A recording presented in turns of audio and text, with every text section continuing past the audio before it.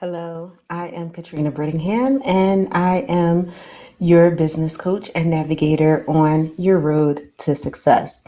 I help business owners thrive in business, and I wanted to talk to you about something that is near and dear to my heart, and that is not letting your niche go stale. And so, the name of this broadcast is Three Ways to Not Let Your Niche Go Stale, or things that will kill your niche. So these are three deadly things that will kill your niche and ultimately kill your business. Number one is when you fail to research your niche, at least on a quarterly basis. This helps you to make sure that your niche is doing what it's supposed to do, if you're getting the sales, if you're getting the audience that you're supposed to, because as we know, trends change, people's needs change. It's very obvious now, even with the coronavirus, many things have changed. Things that people thought were necessary, they find are no longer necessary or no longer available. And so when you're looking at your niche, I tell people to look at it at least on a monthly basis, but sometimes people don't want to do it that often, but at least doing it quarterly to forecast what's going on. I know with the coronavirus, a lot of the things that killed people with that is that they were looking for things to go back to normal. And they thought initially that this was only going to last 30 days. You go into a 30-day quarantine and everything would be great. But here we are, almost a whole year later, and things are pretty much the same as they were, as far as having some regulations. And some regulations have gotten even stricter as we've had surges come into play, and people not knowing when the vaccine to come, if they're going to take the vaccine.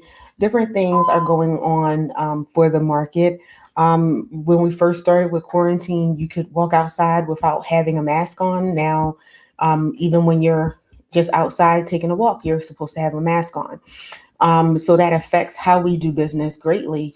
And if you did not anticipate um, things not getting back to normal within a 30-day time period, or 3 month time period, 6 month, year time frame, and you were waiting to do your business, say if it's brick or mortar and you were one of the ones affected by the shutdown and closures, then you found yourself in a position where you couldn't keep your doors open. And we've had some people who had to do that. Some people, even in the restauranting industries and some retail establishments, are closed and have not opened back up because they did not have, a plan. And looking at what was actually really going on in the market. Part of looking at your niche is looking at what's going on in government, what's going on in your environment around you, and as well as looking at who your customers are. Um, as far as audiences have changed. You have people who were pretty much going back and forth to the store, and now they rather have order and delivery online. And this ranges in ages. It's not just the older, it's not just, you know, the busy working person. You have regular people who have now taken to getting used to ordering everything from their groceries to common household items from off of line. And so, and as people move into you know what to do next, as far as having a going it back into life, I found that there are people who are still going to be ordering off online because it's easy, it's convenient, and they have something coming to their front door.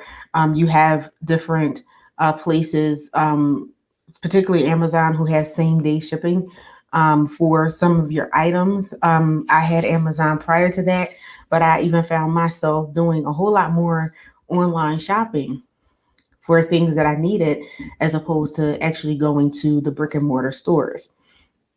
So you have to take the time to narrow your strategy, make sure that it is unique and that it gives you a competitive advantage. But you know, if you're someone who your company has invented a category, um, you want to make sure that your innovative idea and your way of doing business spurs curiosity, intrigues people while keeping you insulated from your competition as far as not having them be able to duplicate what you do. If you're someone like that, then it's easier for you to go stale. So you want to make sure that if you even have an innovative idea, people get curious. When people are curious, you can have a lot of people go. But if you are unique, like meaning that no one else does what you do, what is going to be the need for that later?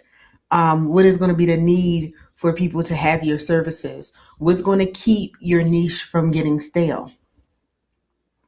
So we're looking at, let's look at like crowdfunding. When it first came out, it was wonderful to have crowdfunding, but we found that it has virtually disappeared as person to person transactions have become the norm, like through things like the app that we have out here, the different apps like PayPal, Square, cat there's Square is Cash App, and things like that, for paying things.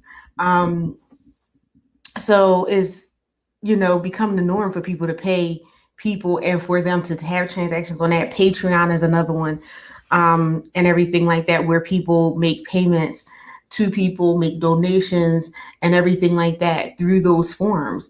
Whereas the niche of crowdfunding no longer exists because you don't need to go to a special website to do that. All you have to do is go to your phone.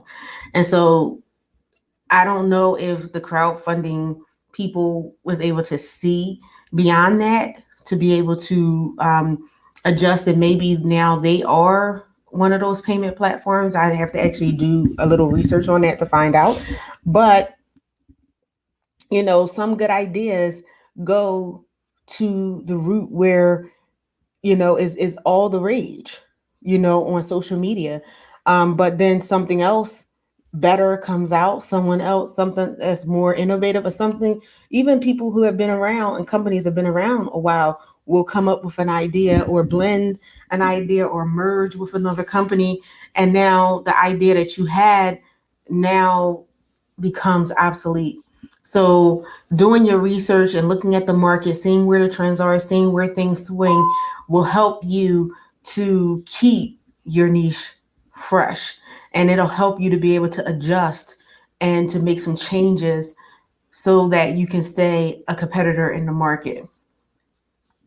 You also want to look at number two. Look at your niche to make sure that it does not have or has developed a negative association with it. One of the things that I can think of as a product that has a negative connotation to it now was getting a subprime mortgage, or even some, banks and some names. When you think about mortgages, because of what happened in the mortgage crisis, has a bad connotation, and they are trying to and have been working to give themselves a better view and viewpoint in the industry. But the specific niche was subprime mortgages. So basically, a subprime mortgage was a mortgage that people were able to get when they had bad credit and the terms were really, kind of bad. And, the bubble popped and people lost a lot of houses, simply because they couldn't afford the house, which in layman's terms, the person couldn't afford the house anyway.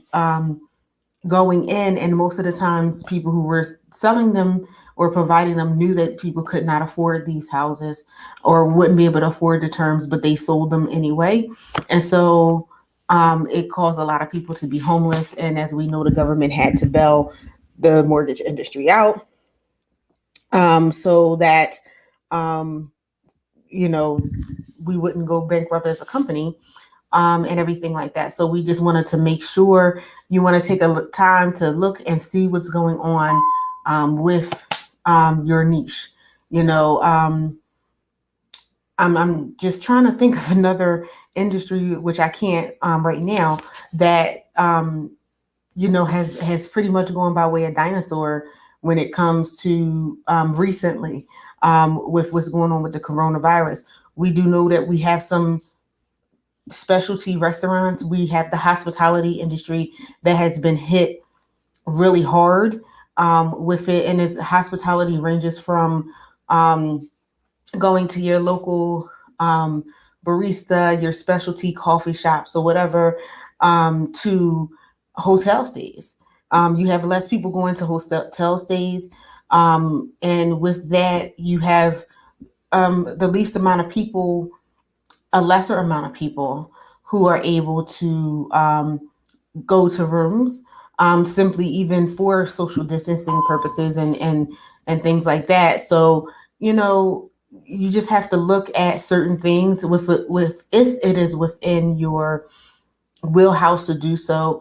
COVID took a lot of people by surprise and has evolved, and so nobody really knew that this would happen. But there are some telltale signs many times that that your industry will have a negative connotation to it. Number three is basically what I was saying before about having your niche as a whole become obsolete. It may not be that it has a negative connotation, but it may mean that no one needs your niche anymore. So the final and perhaps the most obvious reason to reconsider your niche is when you determine it no longer adds value for your customers. So if you don't have high value, it equals, becoming obsolete in a really big way and in a hurry. Um, it's not that it doesn't add any value. It is just not considered to provide maximum value any longer. So when you have,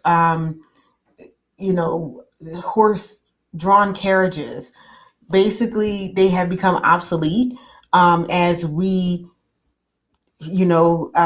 have a car, that drives you places, that'll get you places faster. When you were in horse-drawn carriages, it could have taken you days to get places that now you can get in a half an hour, 3 hours, 4 hours, to get from place to place. As trains became more prevalent and public transportation has become more prevalent, the horse and buggy and horse-drawn carriages became something that was not overwhelming market for transportation. Now you might have people who have the horse-drawn carriages for weddings or special occasions, but it wasn't what it was before as the primary mode of transportation for the average person. So, as I stated before, it's not always obvious. However, that is why you have to keep asking good questions when you're reviewing your niche. And that's why it's a good idea to take the time quarterly to review your niche to make sure that your niche is going to yield the results that you want to. And so I do thank you so much for your time and going through, the three areas that will keep your niche from being what you want it to be and for thriving in business. And if you like the video, please hit the like button. Please subscribe and hit the notification so that you will know when the next video is coming out. And I do thank you and have a good night.